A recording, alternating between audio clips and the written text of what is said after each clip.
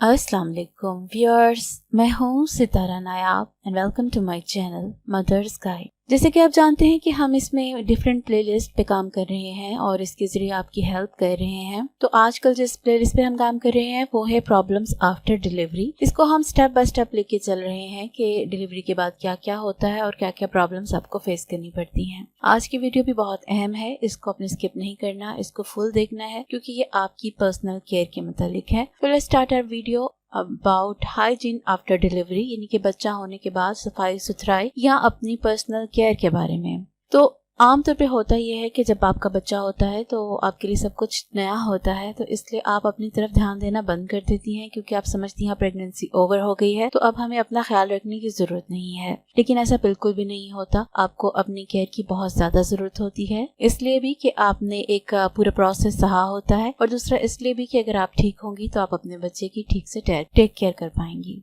आज की वीडियो में जो चीजें आपको बताई जा रही हैं उनको आपने फॉलो करना है और कोशिश करना है कि उसको आप फॉलो करने के बाद अपने फ्रेंड्स के साथ भी शेयर करें और हमें भी बताएं कि क्या आपने इसको इम्प्लीमेंट किया या नहीं और इससे आपको फायदा हुआ या नहीं। तो पहली बात होती है एडजस्टमेंट, यानी कि जब बच्चा पैदा होता है तो आपके लिए ये चीज एक्सेप्ट करना भी जरा मुश्किल होता है कि अब आपको सारी रात उठ के ड्यूटी देनी है और आपको बच्चे को खुद से संभालना है। तो ये एक नया चेंज होता है जिसके लिए आपको थोड़ी बहुत एडजस्टमेंट की जरूरत होती है। अगर आपने पहले बच्चा पैदा किया हो तो फिर आपको इतनी खास दिक्कत नहीं होती क्योंकि आप यूज्ड होती हैं। लेकिन अगर आपका फर्स्ट बेबी हो तो आपको कुछ दिन लग जाते हैं, फिर आपको बच्चा हैंडल करना आसान लगने लग जाता है। तो ये एडजस्टमेंट आपने सीखनी है खुद ही तजुर्बों से। इसमें आपने प्लेंटी ऑफ रेस्ट करना है और ये कहने में आसान होता है लेकिन बच्चा होने के बाद करना मुश्किल होता है। इसके लिए टिप यही है कि जब भी बच्चा सोए तो आप उसके साथ जरूर सो जाएं क्योंकि उसके अलावा आपकी ना नींद पूरी हो सकती है ना रेस्ट पूरा हो सकता है। या अगर आपके पास कोई और अवेलेबल है जो बच्चे की देखभाल कर सकता है तो फिर आप अपनी नींद को अच्छे से पूरा करें क्योंकि जब आप सोते हैं तो आपके जिस्म में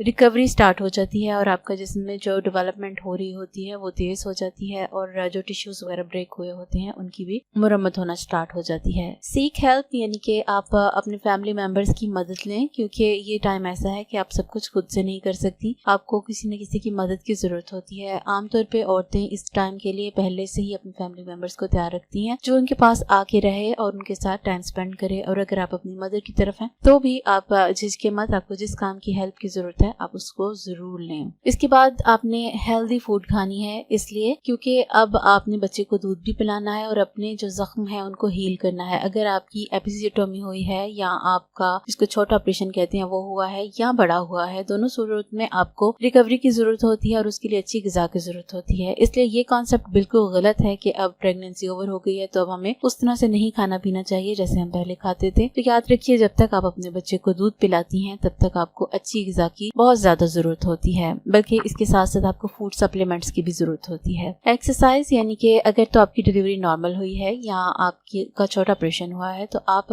हल्की फुल्की वॉक स्टार्ट कर दें और अपने छोटे मोटे काम खुद से करने लगें। और अगर आपका ऑपरेशन हुआ है तो फिर आपको 2 हफ्ते रेस्ट करने की जरूरत। इसलिए अगर आपका बड़ा ऑपरेशन है तो आपने फौरन एक्सरसाइज नहीं करनी, लेकिन हल्की फुल्की वॉक से आपको कोई भी मना नहीं करेगा। इससे आपके टांके भी अपनी स्किन के अंदर मिक्स होते हैं और उनमें कड़ाव नहीं होता। तो एक्सरसाइज अगर आपने करनी भी हो तो हल्के फुल्के स्ट्रेचेस आप लोग ले सकते हैं जैसे योगा में होते हैं। तो ये चीज मैं अभी भी बता रही हूँ कि मैं नॉर्मल डिलीवरी या छोटे ऑपरेशन वालों के लिए कह रही हूँ और बड़े ऑपरेशन वालों के लिए सिर्फ मैंने वॉक कहा है। टुगेदर फंक्शनैलिटी, यानी कि आपकी फैमिली को आपके साथ इसमें हेल्प करनी चाहिए। आपके लिए बच्चे को संभालना और उसको नहलाना धुलाना और दूध पिलाना ये सब कुछ नया होता है। इसमें जो एक्सपीरियंस लोग हैं अगर वो आपके साथ मिलकर आपको बच्चा हैंडल करना सिखाएं तो आपके लिए बेहतर हो जाता है। लेकिन अगर आप अकेली हैं तो भी घबराने की जरूरत नहीं है। अपने पार्टनर यानी कि अपने हस्बैंड की हेल्प लीजिए और ऐसे में अक्सर हस्बैंड काफी हेल्प करते हैं। इसके बाद जो सबसे बुरी चीज होती है वो पोस्टपार्टम डिप्रेशन होता है। यानी बच्चा होने के बाद आमतौर पर औरतों के अंदर नेगेटिव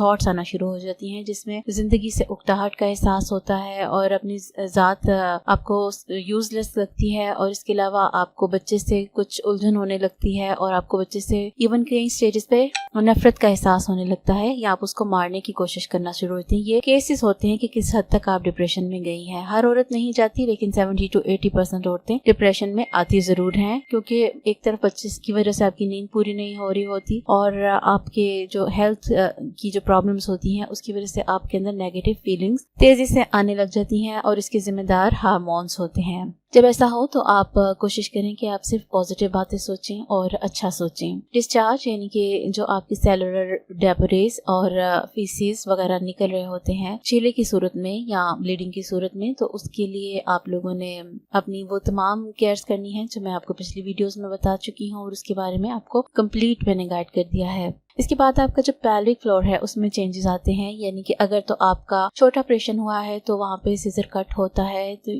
आपकी लेबर को ईज करने के लिए, या अगर ना भी हुआ हो तो आपकी वेजाइना के एंड के ऊपर स्वेलिंग होती है और वहाँ पे आपको जख्म की फीलिंग आती है। इसके अलावा अगर आपका ऑपरेशन हुआ हो तो भी आपके यूट्रस के ऊपर स्टिचेस आए होते हैं, तो इस सूरत में आपका जो पेल्विक वाला फ्लोर है उसमें ये तब्दीलियां होती हैं जिसको आपने साथ लेके चलना है और ये ध्यान रखना है कि आपके जो जख्म है वो डिस्टर्ब ना हो। एक और प्रॉब्लम होती है वो है स्वेटिंग की। स्वेटिंग आमतौर पे छिले में औरतों को रात के टाइम होती है, वो रात को घबराहट से उठती हैं और उनका जिस्म सारा पसीने से भर जाता है, तो उसमें आपने पूरा कंबल नहीं उतारना। आपने कोशिश करनी है कि आपके पाँव कवर रहें और आप थोड़ा थोड़ा करके कंबल साइड पे करें। एकदम से करने से आपके जिस्म में ठंडक जा सकती है और आपके जिस्म में दर्द स्टार्ट हो जाएगा। ये टिप स्पेशली सर्दियों के लिए है, गर्मियों में इतना खास ये असर नहीं होता। गर्मियों में आप पूरी चादर उतार सकती हैं। यूटेराइन पेन यानी कि अगर आपने नॉर्मल डिलीवरी की है तो आपके यूट्रस में क्रैम्प्स पड़ रहे होते हैं क्योंकि वो अपनी नॉर्मल पोजीशन पे आना चाहती है यूट्रस। इसकी वजह से वो जब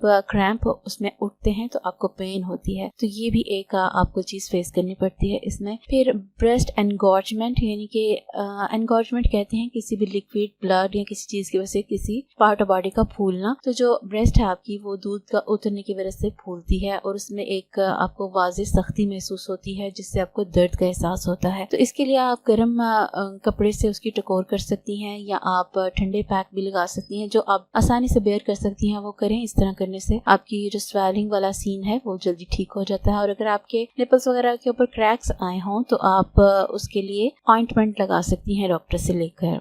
कॉन्स्टिपेशन एक बहुत कॉमन मसला होता है प्रेगनेंसी खत्म होने के बाद, तो इसके लिए आपने हाई फाइबर फूड खानी है और पानी का इस्तेमाल ज्यादा करना है। अदरवाइज आप हमारी कॉन्स्टिपेशन से रिलेटेड कंप्लीट वीडियो देख सकते हैं जो कि इस प्लेलिस्ट में है, जिसका नाम है प्रॉब्लम्स ड्यूरिंग प्रेगनेंसी। फिर उसके बाद है कॉपिंग विद बॉडी चेंजेस, यानी कि जिस्म में होने वाली तब्दीलियों के साथ आपने खुद निपटना है। इसमें आपकी जो छाती के अंदर चेंजेस आते हैं या आपके पेल्विक रीजन में चेंजेस आते हैं या जो आपके जिस्म पे जख्म होते हैं या आपका जो वेट है वो बहुत ज्यादा गेन हो चुका होता है और आप उसको रिड्यूस करना चाहते हैं, तो बी पेशेंट। इसके लिए आपको टाइम लगेगा। आप फौरी तौर पर अपना वजन एकदम से रिड्यूस नहीं कर सकती। आपको कम से कम 2 से 3 महीने लगते हैं अपनी नॉर्मल शेप में आने में, अगर आपका बड़ा ऑपरेशन ना हुआ हो। बड़ा ऑपरेशन हुआ हो तो फिर आपको कम से कम 6 महीने लग जाते हैं। When to see a doctor, यानी कि डॉक्टर के पास आपको कब जाने की जरूरत होती है, तो इसके लिए अगर आपको मैं एक फर्क समझाना चाहती हूँ। एक होता है बेबी ब्लूज और एक होता है पोस्टपार्टम डिप्रेशन। बेबी ब्लूज जो होता है उसमें भी आपको नेगेटिव फीलिंग्स आती हैं बच्चा होने के बाद, लेकिन वो 1 हफ्ते या हद 1.5 हफ्ते तक रहती हैं। लेकिन जो पोस्टपार्टम डिप्रेशन होता है वो 2 हफ्तों से ज्यादा होता है। अगर आपको लगे कि आपका जो डिप्रेशन है वो बढ़ गया है और वो आपको अब डॉक्टर के पास जाने की जरूरत है, तो आप जरूर जाएं और स्पीक ओपनली, डॉक्टर के साथ सारी बातें डिस्कस करें। वो आपको ऐसी दवाइयां देंगे जिससे आपके हार्मोन्स कंट्रोल में आ जाएंगे और आप फिर इस तरह की नेगेटिव फीलिंग से बाहर निकल आएंगी। आउटलुक यानी कि बज़ाहिर सूरत हाल, तो इसके लिए आपको अपने फिजिकल अपीयरेंस को ठीक रखना है। इसमें खास तौर पे अपने अगर जो पेट में आपके सूजन होती है उसके लिए आप हीट वाली बॉटल्स यूज कर सकती हैं, बेल्ट्स यूज कर सकती हैं। इसके अलावा आप अपने चेहरे का भी बहुत ज्यादा ख्याल रखिए। जहां आपने बाकी हाइजीन का ख्याल रखना है, आपने अपने चेहरे का भी रखना है। अगर आपकी डिलीवरी नॉर्मल हुई है तो आप हमारा जो चाइनीज हर्बल ग्लो मास्क है उसको आप अप्लाई कीजिए। उसमें बिल्कुल भी कोई केमिकल नहीं शामिल और वो स्पेशली ऐसी फीमेल्स के लिए है जो केमिकल से दूर रहना चाहती हैं और अपनी स्किन को नेचुरल ग्लो देना चाहती हैं और नेचुरल तरीके से साफ करना। Chinese Herbal Glow. Get permanent, spotless, young, brighter, fresh and tightened skin. Equally useful for males and females. Gift for pregnant women. Miracle for teenagers. Mix in milk and apply for 30 minutes to let it dry. Remove mask by doing circular massage with wet hands. Remove and lighten acne, pimples, blackheads, whitehead, dry patches, wrinkles, black circles and fine lines. 100 rupees for each sachet. Delivery free on buying 5 sachets. Book your order now. 03 011-402-1069 चाहती हैं तो देखिए इस add को। इसके बाद है कि वेजाइनल हीलिंग। आपने अपने जख्मों का बहुत ज़्यादा ख्याल रखना है। अगर आप की छोटा ऑपरेशन हुआ है तो आपको चाहिए कि आप सिट्स बाथ यूज़ करें। अगर आपको सिट्स बाथ का नहीं पता तो आप गूगल पे लिखिए कि SITZ, तो आपको नज़र आ जाएंगी कि किस किस्म के ये टब्स बने होते हैं जिसमें आपने गर्म पानी डालकर डेली 20 से 30 मिनट बैठना है। इस तरह करने से आपके स्टिचेस बहुत जल्दी डिसॉल्व होते हैं और आपको जो स्वेलिंग हुई होती है लोअर पार्ट में तो वो सारी दूर हो जाती है। इसके बाद जो पेरिनियल हीलिंग है उसके लिए भी आपको यही करना है। इसके लिए आपको केगल एक्सरसाइजेस करने की भी ज़रूरत होती है। पेरिनियल जो एरिया होता है वो वेजाइना और रेक्टम के बीच का एरिया होता है, यहाँ पे इन्फेक्शन भी हो सकता है, तो इसको दूर करने के लिए भी आपको सारी टिप्स यूज़ करनी पड़ती हैं। इसके लिए आपको सबसे ज़्यादा अहम काम ये है कि डेली इसको साफ़ करना है आपने। और साफ़ करने का तरीका ये है कि नीम गर्म पानी के साथ आपने सिंपल सोप जिसके अंदर ज़्यादा खुशबू ना हो वो यूज़ करनी है। और याद रखिए कि आपने डिओड्रेंट्स वगैरह या ऐसी कोई एक्स्ट्रा लेयर नहीं लगानी, उससे स्किन इरिटेशन हो सकती है। इसलिए सिंपल सोप और पानी के साथ आपने साफ़ करना है। पैड्स आपने डेली चेंज करने हैं, 3 टाइम चेंज करने हैं। अभी डिपेंड करता है कि आपकी कितनी ब्लीडिंग है। अगर ज़्यादा है तो आप 4 टाइम भी चेंज कर सकती हैं, लेकिन कोशिश करें कि हर टाइम साफ पैड्स यूज़ करें। फिर प्लास्टिक बोटल्स होती हैं जिनको आप स्क्वीज करके हल्का हल्का गर्म पानी अपने पेरिनियल रीजन के ऊपर लगा सकती हैं, क्योंकि यूरिन के साथ वहाँ पे इन्फेक्शन होने का खतरा होता है। यूरिन करने के बाद आप उसको साफ पानी से, जैसे कि मैं आपको बताया है, प्लास्टिक बोतल से नीम गर्म पानी लेकर उसको वॉश करें। इस तरह करने से आपका इन्फेक्शन नहीं होगा और आपके जो टांके वगैरह हैं वो खराब नहीं होंगे। केगल एक्सरसाइजेस आपने अपनी यूट्रस की हीलिंग करने के लिए करनी है। इसमें आपने यूट्रस के मसल्स को आपने होल्ड करने की कोशिश करनी है और रिलीज करने की कोशिश करनी है। ऐसे करने से वहाँ पे ब्लड का फ्लो ज्यादा हो जाता है और ब्लड का फ्लो ज्यादा होने से जल्दी आपके जो जख्म हैं भरते हैं और आप जल्दी ठीक हो जाती हैं। इसके बाद आपको मैंने एक हर्बल बाथ बताना है। ये वैसे आपको मार्केट में भी अवेलेबल होते हैं, आप इनको यूज कर सकती हैं। इनको पानी में डिसॉल्व करना है और आपने उसको उस पर बैठ जाना है। और इसका अगर आपने मार्केट से नहीं परचेज करना और खुद आप उसको घर में बनाना चाहती हैं तो इसके लिए मैं आपको बता देती हूँ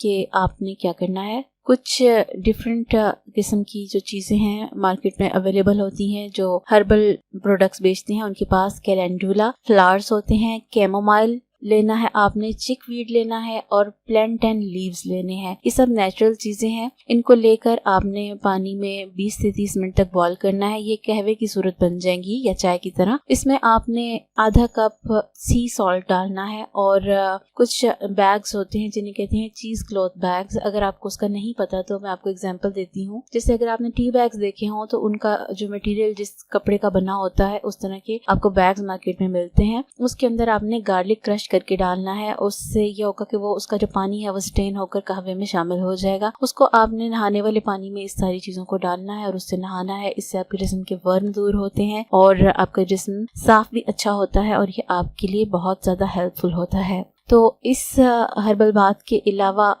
आपको चाहिए कि जो आपकी बड़े ऑपरेशन के जो जख्म है या टांके हैं उनके भी एहतियात की जरूरत होती है। उसके लिए भी यही रेकमेंड किया जाता है कि आप नीम गर्म पानी के साथ कॉटन के साथ उस पर हल्का सा सोप लगा के उसको साइडों से साफ करें और टांकों के ऊपर वाला हिस्सा सिर्फ स्प्रेड से साफ करें। और उसके बाद कोई अगर आपको एंटीबायोटिक दी हो ऑइंटमेंट की सूरत में तो वो आप लगाएं। इस तरह करने से आपके टांके जल्दी हील हो जाते हैं और उनमें अकड़ाहट नहीं आती। ईज एचेस यानी कि आप अपने जो दर्दों को आराम दें। जहाँ जहाँ आपको पेन महसूस होती है, अगर आपको फॉर एग्जाम्पल क्रैम्प्स पड़ रहे हैं या आपको जिस्म में दर्द हो रहा है तो आप एसिटोमाइनोसिन ले सकती हैं या आप पैरासीटामोल ले सकती हैं। तो ये करना है। और इसके अलावा एक काम आपने जरूर करना है कि आमतौर पे औरतों को बच्चा डिलीवर करने के फौरन बाद जरूर कॉन्स्टिपेशन हो जाती है, जो कि बाद में बिगड़कर हेमोराइड बन जाती है। तो आपको चाहिए कि आपने हाई फाइबर फूड खानी है और इसके अलावा आपने डेली बाथरूम में जाके कोशिश जरूर करनी है कि आप स्टूल पास करें। आपने इसमें इग्नोरेंस नहीं होना, क्योंकि अगर आप इसको इग्नोर करेंगी तो फौरन ही आपका जो स्टूल है वो कॉन्स्टिपेशन की सूरत इख्तियार कर लेगा और आपको फिर डबल जख्म का सामना करना पड़ेगा और आपकी तबीयत ज्यादा अपसेट हो जाएगी। उम्मीद है कि मैंने आपको चीले से मुतल्लिक जितनी हाइजीन और टेक केयर है, सेल्फ केयर है, वो मैंने आपको समझा दी है। आप इसको ज़रूर फॉलो करें, और अगर आप लोग फॉलो करते हैं तो मुझे कमेंट करके बताया करें कि क्या आप लोग मेरी बातों को फॉलो करते हैं, और अगर फॉलो करते हैं तो क्या आपको उससे फ़ायदा होता है। अगर फ़ायदा होता है तो फिर मेरी रिक्वेस्ट है कि अपनी उन बहनों के साथ ज़रूर शेयर किया करें जो इस स्टेज पे जाने वाली हैं या जिनकी प्रेगनेंसी चल रही है। नई वीडियो आने तक आप लोगों ने अपनी सजेशंस भी देनी है, और मेरे लाइव सेशन को कैच करना है। मैं अनकरीब लाइव आने वाली हूँ, और अपने क्वेश्चन तैयार करके रखने हैं। टेक केयर, अल्लाह हाफिज।